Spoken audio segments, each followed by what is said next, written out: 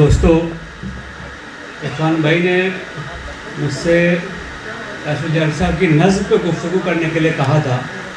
میں نے تھوڑی پڑھائی بھی کی تھی کہ میں سمجھتا ہوں کہ انصاف کا تقاضا یہ ہے کہ جب کسی موضوع پہ آپ نے کوئی ذمہ داری لی ہے تو آپ اس کا حق ادا کیجیے اور وہ ایک اچھی چیز ہو. لیکن وقت کم ہے تو میں بنیادی طور سے ان کے نظم پہ گفتگو کر کے بات کو ختم کروں گا. نظم جو ہے بنیادی طور سے اگر آپ لٹریچر کو دیکھیں گے، ادب کو دیکھیں گے تو اس کے دو حصے ہیں. ایک حصہ جس کو ہم نثر کہتے ہیں اور ایک حصہ وہ ہوتا ہے جس کو ہم نظم کہتے ہیں. نظم میں بہت ساری چیزیں آ جاتی ہیں، مثنوی آ جاتی ہے، مسدس آ جاتی ہے، غزل آ جاتی ہے. لیکن بہرحال جس کو عمومی طور سے ہم نظم سمجھتے ہیں، نظم وہ ہے کہ جس میں کوئی خیال، ایک بنیادی مرکزی خیال ہوتا ہے، اس کے حوالے سے آپ گفتگو کرتے ہیں اور وہ گفتگو الگ الگ زاویوں سے ہوتی ہے لیکن خیال وہی رہتا ہے. اس میں خیال کا کوئی ارتقا نہیں ہوتا، بنیادی خیال آپ ایک پکڑ کے چلتے ہیں. اب جب ہم گفتگو کرتے ہیں کسی تخلیق کار پر، کسی شخصیت پر، تو شخص پہ گفتگو نہیں ہوتی ہے. ایک تخلیقی آدمی ہے، اس کا ایک سفر ہے، وہ ایک مصنف ہے، وہ ایک رائٹر ہے، وہ ایک پوئٹ ہے. ہم اس کے فن پہ گفتگو کرتے ہیں اور فن میں جب آپ گفتگو کرتے ہیں تو آپ تنقید بھی کرتے ہیں، آپ اس کی اچھائیوں کو بیان کرتے ہیں، کمیوں کو بھی بیان کرتے ہیں. یہ کوئی ذاتی تنقید نہیں ہوتی بلکہ یہ اس فن کے انالیسس کا تقاضا ہوتا ہے. جب ہم کسی شخصیت پہ گفتگو کریں گے تو ہم سب سے پہلے اس کے دور کو دیکھتے ہیں کہ وہ کس دور میں تھے، کیونکہ دور کا اثر ہر لکھنے والے پہ ہوتا ہے. اگر جس شخص نے موبائل دیکھا نہیں ہو تو وہ تصور نہیں کر سکتا کہ ایک دور ایسا بھی آ جائے گا کہ جب نامور کی ضرورت نہیں رہے گی، کبوتر نہیں رہیں گے، جب کمیونیکیشن کرنا ایک دم آسان سا ہو جائے گا، ویڈیو کال ہو جائے گی. وہ اس دور کا تصور نہیں کر سکتا ہے. جعفری صاحب کی پیدائش 1926 میں ہوئی ہے اور ان کی وفات 2005 میں ہوئی ہے. تو وہ ایک ایسا دور تھا جس کو ہم اردو شاعری کے لیے بہت الٹ پھیر، اونچ نیچ، تبدیلی کا دور سمجھتے ہیں. آپ کو یاد ہو کہ اگر جعفری صاحب کی جوانی کے وقت کو لیں، 20 سال جوڑ لیں 1926 میں، تو قریب قریب ہندوستان کی آزادی کا وقت شروع ہو جاتا ہے. 1947 میں ملک آزاد ہو گیا. آپ کو معلوم ہے کہ جب آزادی کی تحریک چل رہی تھی تو بہت سارے قلم کاروں نے آزادی کے حوالے سے گفتگو کی ہے، جوش بھرا ہے لوگوں میں. اس کے بعد ایک دور ایسا آیا، بلکہ اس آزادی سے پہلے ہی، جبکہ دنیا میں جو چیزیں ہو رہی تھی، جو فلاسفیز آ رہی تھی. آپ کو معلوم ہے کہ 3 بڑے فلاسفیز ویسٹ سے آئے جن کا اثر ہم پہ ہوا ہے. پہلی فلاسفی تھی بھوک کی، جس میں بیسک جو ہیپوتھیسس ہے، یا آپ کہیے کہ جس میں جو فلسفہ پیش کیا مارکس نے، اس میں بھوک کو بنیادی انسانی جبلت بتایا گیا ہے اور پیٹ کی جو پیاس ہے، پیٹ کی جو ضرورت ہے، اس کے لیے انسان جو چیزیں کرتے رہتا ہے اس کا بنیادی تعلق بھوک سے ہے. اس کا بھی اثر ہماری ادب پہ ہوا، لٹریچر پہ ہوا. آپ نے دیکھا کہ ترقی پسند کی پوری تحریک چلی 1936 کے بعد سے 1960-70 تک. ایک دوسرا فلسفہ آیا جس کو کہتے ہیں ایڈلر کا فلسفہ، جس نے کہا کہ فوقیت کی جو جبلت ہے، سپریورٹی کی جو جبلت ہے، پاور کی جو جبلت ہے، وہ انسان کے بنیادی ضرورت میں سے ہے. اس سے بھی بہت سارا فلسفہ تراشا گیا. اور پھر اسی درمیان ایک اور بڑا نقطہ فرائڈ نے ڈسکور کیا، پتہ لگایا. اس نے کہا کہ جنس کی جو جبلت ہے وہ انسان کی بنیادی جبلت ہے اور اسی کے حوالے، اسی کے اثر انسان کام کرتا ہے. یہ تینوں چیزیں ادب پہ اثر انداز ہوئی ہیں الگ الگ ڈھنگ سے. جتنی بھی نفسیاتی الجھنیں، پشیمانیاں، پریشانیاں آپ دیکھتے ہیں، جدیدیت، مابعد جدیدیت جن چیزوں کو کہتے ہیں، ان تمام چیزوں کا تعلق کہیں نہ کہیں جا کے اس فلسفے سے ملتا ہے. جو کاشف جعفری صاحب کا عہد تھا، اس عہد میں نظموں میں بڑے ایکسپریمنٹس ہوئے. آپ دیکھیے کہ نظم جو ہے اردو میں ایک روایتی نظم ہوتی تھی جس میں کہ میٹر کی پابندی ہوتی تھی، قافیے کی پابندی ہوتی تھی، ردیف کی پابندی ہوتی تھی. اقبال کے یہاں بھی آپ کو وہی نظم ملے گی، اس کے پہلے بھی حالی کے یہاں، شبلی کے، سب کے یہاں وہی نظم ملے گی. بلکہ نظم کا تو سلسلہ اور پیچھے جاتا ہے. آپ دکن چلے جائیے، قلی قطب شاہ اور ملا وجہی سے لے کر آپ دلی آ جائیے. میں وہ نام اس وقت نہیں لیتا ہوں کیونکہ کم سے کم 20 شعراء کا نام لینا پڑے گا جنہوں نے کہ نظموں کے فروغ میں جو کردار نبھایا ہے. آزاد نظمیں ہو گئیں اور بہت الگ قسم کی نظمیں ہو گئیں. اب نظم نگاری پہ گفتگو کرنی ہے. جعفری صاحب کی تمام تر تعریف ابھی تک جو ہے جس حوالے سے آپ جڑے ہیں وہ غزلوں کا حوالہ ہے, اور ہم نے قبول کی نہ کسی رہنما کی شرط, ہم نے خود آپ اپنے زمانے کی سیر کی. خلیل الرحمن اعظمی صاحب کا بڑا مشہور شعر ہے, تو آپ مجھے نظموں پہ گفتگو کرنی پڑ رہی ہے. تو جعفری صاحب کی جو کتاب ہے اس میں جو پہلی کتاب ہے اس میں 20 نظمیں ہیں. رنگ حنا میں 20 نظمیں, سنگ آشنا میں 3 نظمیں, دشت بے تمنا اور اگر دریا ملا ہوتا میں کوئی نظم شامل نہیں ہے. منظومات میں 13 نظمیں ہیں اور غیر مطبوعہ کلام میں بھی کوئی نظم نہیں ہے. موسری کا پھول میں 1 نظم. اس طرح کلیات کی کل کائنات جو ہے 47 نظموں پہ مشتمل ہے. جو ان کی زندگی کا کل اثاثہ ہے وہ 47 نظمیں ہیں. اب ان کی نظموں میں کیا چیزیں ملتی ہیں, ہم کبھی کسی کو ایسیس کریں گے تو ہم دیکھیں گے کہ اس آدمی کا زبان و بیان کیسا ہے, اس کا لہجہ کیسا ہے, اس کا آہنگ کیسا ہے, وہ باتوں کو رکھتے کس طرح ہیں, برتتے کس طرح ہیں, کون سے موضوعات ان کی شاعری میں آتی ہیں, کون سی موضوعات نہیں ہیں. یہ تمام چیزوں پہ گفتگو ہونی چاہیے. تو میں بہت ہی مختصراً ان چیزوں کو یہاں پہ کور کروں گا کیونکہ اب وقت زیادہ نہیں ہے.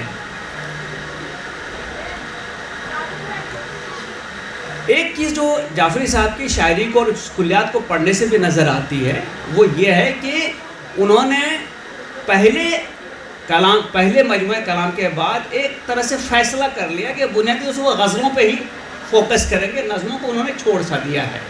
اور اس کی وجہ بھی ہے کیونکہ جب تک 1964 میں ان کا کلام شائع ہوا ہے تب تک میراجی, نون میم راشد سے لے کر کے, تاثیر سے لے کر کے, اور اس کے پہلے بھی بروصغیر میں ایسی نظموں میں چینجز آئی ہیں, اتنی ایکسپریمنٹس ہوئی ہیں, اتنی چیزیں برتی گئی ہیں کہ بہت سارے لوگوں نے اپنا جس کو کہتے ہیں میدان عمل چن لیا. جیسے راشد نے چن لیا کہ وہ نظمیں ہی کہیں گے, میرا جی کی بھی زیادہ تر نظمیں ہی ہیں. تو اس حساب سے انہوں نے اپنے کو آپ کو غزلوں کے لیے وقف کر دیا. میں سمجھتا ہوں کہ اس بات کو کہنے میں کوئی حرج نہیں ہے. موضوعات کیا ہے؟ قیس الجعفری دراصل ایک ایسی شخصیت ہے جو اپنے جڑوں سے اس حد تک جڑا ہوا ہے کہ اس کو ٹوٹنے کا, اس کو اکھڑنے کا درد ان کی شاعری میں بہت زیادہ نظر آتا ہے, جا بجا نظر آتا ہے. معاش کی جد و جہد ہے. اور جب کوئی آدمی, آپ سوچئے کہ چیلر ندی کے کنارے جو ان کا گاؤں ہے وہاں سے جب کوئی شخص ممبئی آتا ہے اور وہ حساس بھی ہو تو اس میں سب سے پہلی کیفیت ممبئی آنے پہ کیا ہوتی ہے؟ تحیر کی کیفیت ہوتی ہے. حیران ہے, پریشان ہے, کیا چیزوں کو دیکھ رہا ہے اور ان چیزوں کو دیکھنے سے اس کے دل پہ کیا اثر ہو رہا ہے. آپ جانتے ہیں کہ وہ شکم کی جو آگ ہے وہ آدمی کو در بدر بھٹکائی پھرتی ہے. یہاں آئے, نوکری پکڑی, اپنے آپ کو سیٹ کیا, اسٹیبلش کیا, خرچہ چلانا ہے, ماں کی قبر کہیں اور ہے, باپ کہیں اور دفن ہے, رشتہ دار کہیں اور دفن ہے. روز یہ قدروں کی شکست و ریخت جس کو ہم کہتے ہیں اس کا سلسلہ ان کے نظروں کے سامنے سے جا رہا ہے. حساس آدمی ہے اور پے در پہ ناکامی ایسی دکھتا ہے کہ مطلب آدمی کن پریشانیوں کے جنجال سے گزر رہا ہے, اس کے باوجود امید کا دامن نہیں چھوڑتا. وہ آدمی چونکہ سچ بولتا ہے تو وہ احتجاج کرے گا, وہ ظلم کو دیکھے گا, عدوان کو دیکھے گا, ناانصافی کو دیکھے گا تو احتجاج کرے گا اور احتجاج پہ گفتگو کرے گا. لہو کا سفر جو ان کی نظم ہے اگر اس کو آپ پڑھیے تو لہو کا سفر اور کچھ نہیں, وہ احتجاج کی داستان ہے. وہ داستان کیسے گزر رہی ہے, کیسے چل رہی ہے.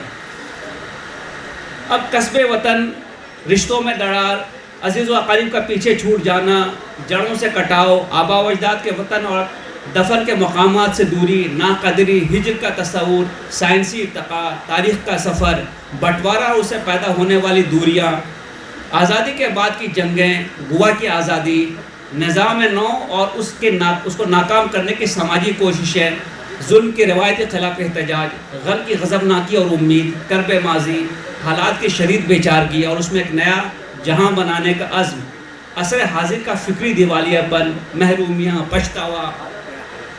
یہ ساری چیزیں قیس الجعفری کے نظموں کے عنوان ہیں, ان کے کنٹینٹ ہے. اگر آپ ان کے لہجے کو دیکھیں, ان کا لہجہ کیسا ہے, تو ان کا لب و لہجہ اور آہنگ مہذب ہے, آہستہ خرام ہے, دل سوز ہے, تغزل اور موسیقیت سے لبریز ہے, زندگی کے سفر میں چاروں ناچار کیے گئے سمجھوتوں کے کرب سے پر ہے، کبھی تعصف، کبھی ندامت اور کبھی ضرورت حیات کے رنج سے آمیز ایک کیفیت آمیز فضا میں دل پہ گزرنے والے واقعات اور احساسات کی ترجمانی کرنے والا ہے۔ سچائی اور خلوص لفظ لفظ سے چھنتا ہے، تصنع کا دور دور تک نام و نشان نہیں ہے، خیال کی رو جمالیاتی ادراک سے ہم آہنگ ہو کر روانی اور تسلسل کو اس طرح برقرار رکھتی ہے کہ قاری کا انہماک قائم رہتا ہے۔ جذبات کی روانی اس قدر پر اثر ہے کہ کلام کا مطالعہ درمیان سے چھوڑنا مشکل ہوتا ہے۔ ایسا لگتا ہے کہ شاعر پر ایک دل گرفتگی کی کیفیت طاری ہے، وہ ایک عالم ادراک کا سفر کر رہا ہے۔ جذبہ اتنا رواں اور کیف آگی ہے کہ یہ خیال بھی نہیں گزرتا کہ اس فکر کا حاصل کیا ہے۔ ان کی نظموں میں اکثر کی سطح بیانیہ اور منظر نگاری کی ہے، جو دیکھتے ہیں اس کو بیان کر دیتے ہیں۔ اس میں آفاقی بصیرت کا پہلو کم ہے۔ بنیادی طور سے قیس الجعفری کی نظم ایک روانی میں کہی گئی دلی جذبات کی ترجمانی بن جاتی ہے، جس میں سوال کم اٹھتے ہیں اور بنیادی مقدمہ جو ہے وہ محسوسات کا ادراک بن جاتی ہے۔ محسوسات، حالات اور واقعات کے تانوں بانوں سے شاعر کے جد و جہد کی حکایت بن کر اس کی فکری داستان بن جاتے ہیں، جس میں شاعر اپنے شب و روز بسر کرتا ہے۔ یہی منظوم حکایت قیصر کی نظموں کا بنیادی وصف ہے۔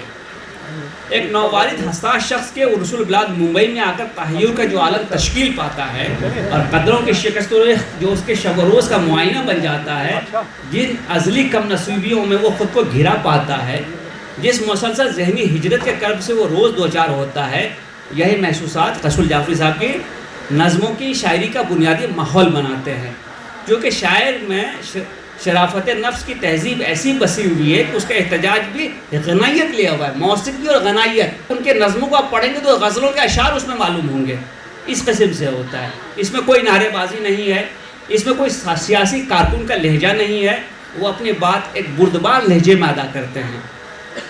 اس میں جس قدر فکر سمائی جا سکتی ہے سمائی ہے، اتنی ہی انہوں نے لی ہے۔ مشکل سماجی، سیاسی اور شعوری مسائل سے قیس الجعفری کی نظمیں اکثر و بیشتر خالی ہیں۔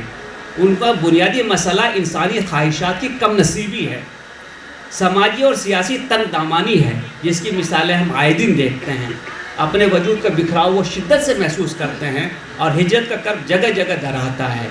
ان کی لفظیات کی سطح پر فارسی کے علاوہ ہندی الفاظ، محاورے اور تلمیحات کا بھی خاطر خواہ اثر دکھتا ہے، اور اسے یہ پتہ چلتا ہے کہ اگرچہ وہ ممبئی میں مقیم ہے لیکن اپنی جڑوں سے وہ کبھی کٹے نہیں، اور اس وجہ سے چونکہ وہ جڑ سے جڑے ہوئے ہیں، ہجرت کے درمیان کسی ایک جگہ پہ مقیم ہیں، اپنے روزگار اور معاش کے لیے جد و جہد کر رہے ہیں، تو ان کی شاعری میں ایک سوز اور سوگواری کی فضا ملتی ہے، مگر وہ حالات کے بہاؤ، وقت کی ضرورت اور اپنی ذمہ داریوں سے بھی خوب واقف ہیں۔ اسی لیے ان کی شاعری میں قنوتیت نہیں بلکہ حالات سے مقابلہ کرنے اور اپنی ذمہ داریوں کو نبھانے کا ولولہ ملتا ہے۔ یہ ایک مثبت پیغام ہے، اور اسی وجہ سے ان کی شاعری آپ کو پڑھنے کے لیے آمادہ کرتی ہے۔ قیس الجعفری کی نظمیں اگرچہ موضوعات کے اعتبار سے نسبتاً آسان ہیں اور محدود تنوع رکھتی ہیں، مگر یہ جذبات کی ترجمانی، زبان و بیان کی سلاست، روانی، ندرت، سچے احساسات کا بیان، بدلتی قدروں کی عکاسی، حسن بیان، غنائیت اور تازگی کی وجہ سے زندہ رہیں گی اور اردو ادب میں گراں قدر اضافہ سمجھی جائیں گی۔ ایک ایسے دور میں جب کہ نظم میں نت نئے تجربے ہو رہے تھے، قیس الجعفری نے اپنی نظموں کو روایت کے سانچے میں ہی باندھ کے رکھا ہے۔